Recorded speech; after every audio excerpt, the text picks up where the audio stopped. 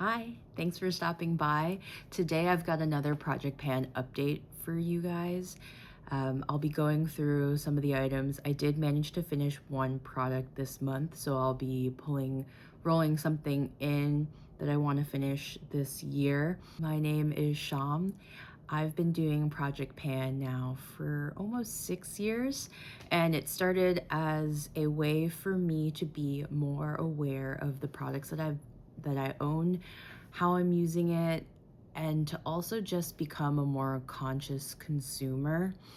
2 years ago when I got married, my inventory kind of exploded because I decided to do my own makeup for my wedding. And so now I'm trying to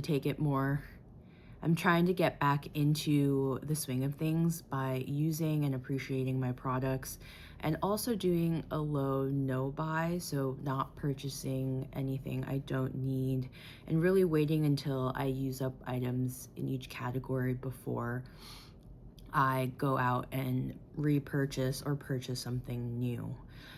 So this is a way for me to kind of keep track of my spending habits, my usage habits, also what I like as someone that is really into beauty, skincare, and makeup. So if that's something that resonates with you too, please like, comment, or subscribe, and let's jump straight into it.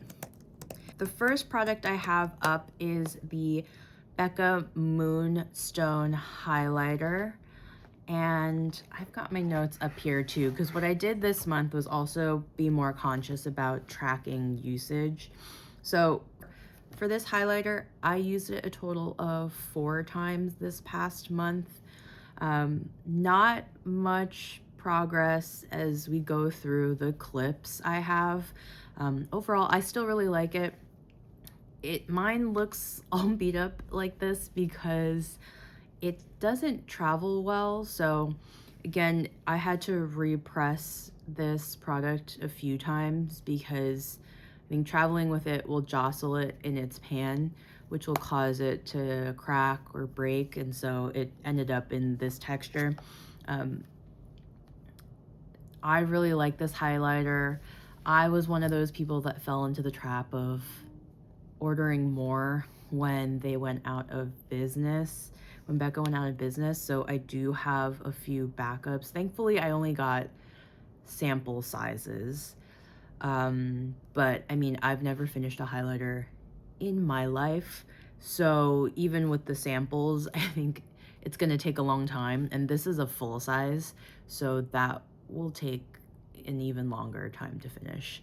I know Too Much Tash has done Project Pan and with this highlighter too, so she's got stats on how long it took her, and then also comparisons in terms of like how much money you're getting out of it versus when you buy a sample versus the full size product. So it's pretty interesting if you wanted to go and see that. The next product I have up after that is the Rosy Touch Face Perfector primer. I use this for the month of April a total of 11 times, which actually is not that bad considering I don't do base makeup every day and super frequently. I think what I also tried to do was just like be more conscious about having this product and incorporating it into my routine. So meaning like I'll put it right on my desk where I get ready and apply makeup so that I remember to consciously reach for it, apply it first before going in with any of my foundations or concealers. I still haven't quite figured out how to use this with my skincare, because it seems like no matter which sunscreen I use beneath it, it still ends up pilling. Which honestly, it's not a huge deal as long as I'm not like rubbing in the product, but it's not ideal to see like flakes of skin on your face. So what I've tried to do is just apply it like really in the centers of my face and blend outwards, and that seems to work. In terms of longevity, I don't really feel like it does a lot in helping my makeup stay or look more perfected. It does help with that. It does give a blurring effect. But I think given the way that it's packaged, also the fact that it's silicone, and I do have dry skin and tend to have a very hydrating skincare routine, I probably wouldn't repurchase a product like this because of the fact that it just doesn't, it goes against all of my skincare. Silicone and water just really don't, it ends up pilling. It doesn't do well. So there's that. The next few products are going to be lip products. These are, the first one up is the Armani Ecstasy Shine. So this month I used it a total of 13 times, which actually is pretty great if you think about, if I look back on the past few months and how often I reach for something this bright. I have it on today as well. I've actually really been enjoying this. What I've learned to do is I've taken this red color and I'll mix it with something a little bit more neutral or cool, and it'll kind of diffuse the red a little bit, so it makes a color that's more wearable to my eye. In terms of texture, it's more of a balm, so it's not matte. It's got a shine, a sheen to it. But I think if I look at the progress, it's not too bad, and I think I can actually finish this year, which is crazy because for other lipsticks it's taken me quite a few months or more than a year to finish up, just because of the formula. But because of this balm consistency, it does tend to apply easier, and the product tends to get used up a lot faster. The next item up is the MAC lip pencil in red. So I use this a total of 2 times, and I know exactly the 2 times that I used it because it's gonna be in tandem with the next product that I have. But basically whenever I apply red lipstick, I will use this. I will be sure to use this prior as kind of a first step, and then apply my red lipstick. Really, I don't have anything to say. I think in general, I thought this would be used up a lot faster, but I've only sharpened this one time since I've introduced it into my project pan. So I'm not sure if I can finish it this year, but we'll kind of see how things go. Progress has been pretty slow with this one, so I'm trying to use it beyond just with my red lipsticks, so maybe that'll help. I think the pencil aspect of it makes this a much harder product, like physically, so when you're applying it, you're not using as much of it as you think you would with, say, like a twist up cream, more of a cream based product.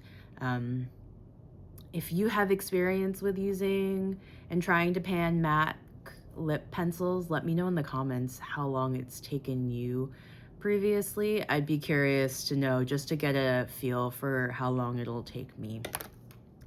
And then the next product that I use with that MAC lip pencil is this MAC lipstick in Russian Red.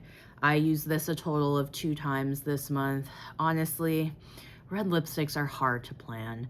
I tried to challenge myself to do 1 red lipstick a week, like 1 red lip look a week. So I'll switch off between the Armani and this one. But this is just such a full-on red that you really have to commit to it for that day. And I'm trying to do that, which is why I was able to use it twice. I think I just have to like embrace the fact that it's a look and just go for it that day. So I'm going to continue to try and do, again, 1 red lip a week for the month and see how progress has been. But otherwise, it's been so slow. And I thought I would have to reapply more often during the day, but it does have some staying power, so it hasn't really, and it's really pigmented, so I haven't really made much progress there either. All right, the next product I have is the Makeup Forever HD Concealer, and I use this a total of, round of applause for me, please, 11 times this month, which is huge considering I hardly ever use concealer in my routine.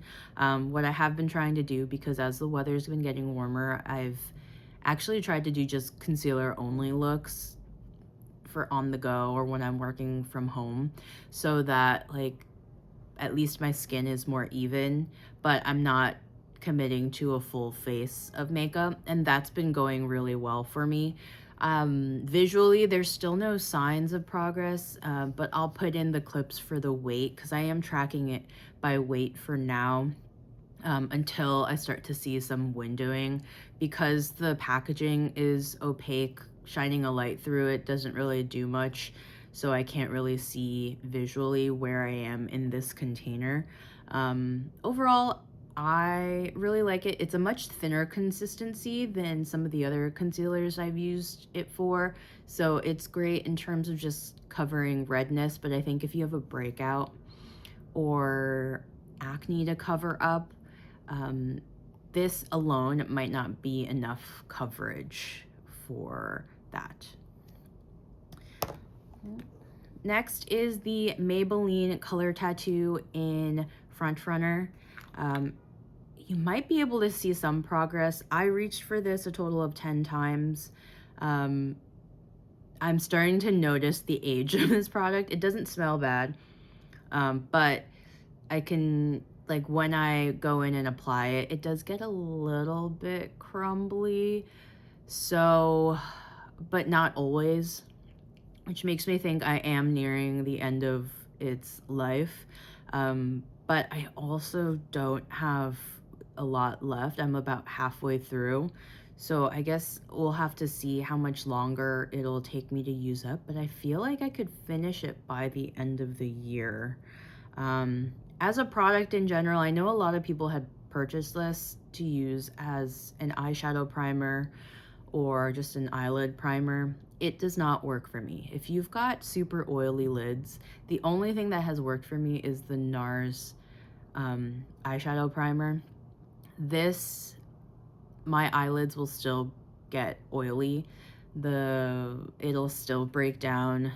Whatever product is on my eye, it'll still smudge. Whatever you put on your eye, this will still cause it to budge.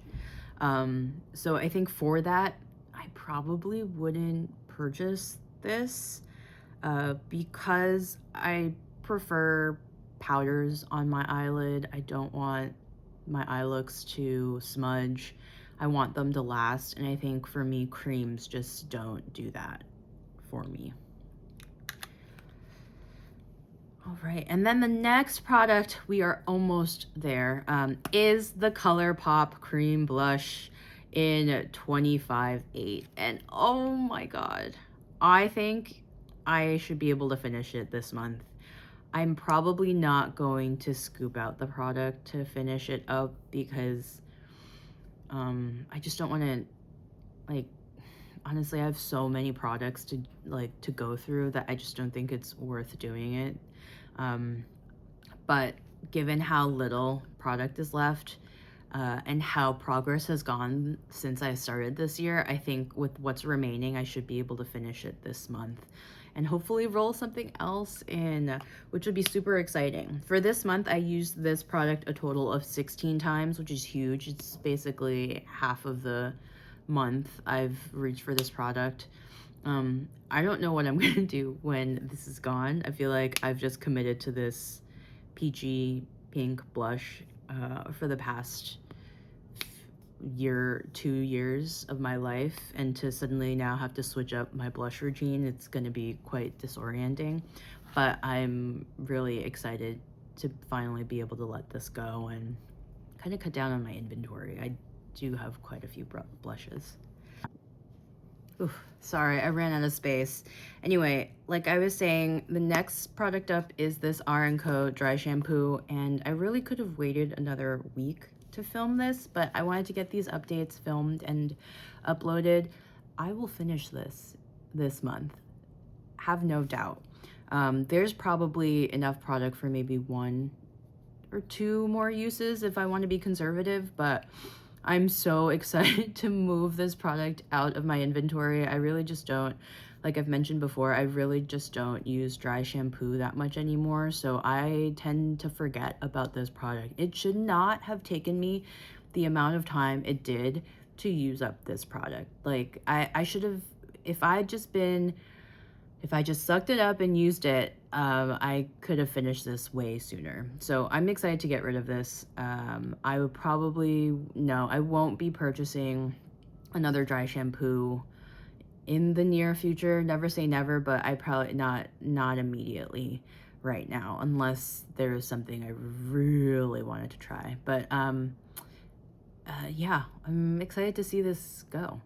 I also plan to do a product inventory at some point. I saw a few other people on here create a spreadsheet and kind of their inventory count goals for the year. So I did something similar. Dry shampoo is going to be at 0 or 1. I think 0 really for this year. So stay tuned for that. All right, and the last product I wanted to go through is my Buxom lipstick, and if you can believe it, I can't twist it up anymore, so that means I finished this. For the month of April, I used this a total of 16 times, but collectively, I have used it 175 times since I started tracking it back in January of 2025, so crazy to think. I've probably used this more than 200 times though, even outside of like prior to even starting to track it. But it's just so crazy how long it takes to use up a lipstick like this. I have a lot of lipsticks, so if each one takes more than a year, then I really have a lifetime of lipsticks to go through, which is crazy. To replace that product though, I will be pulling in the Surratt lid lacquer in Kira Kira, which is a beautiful, gorgeous, sparkly clear gloss.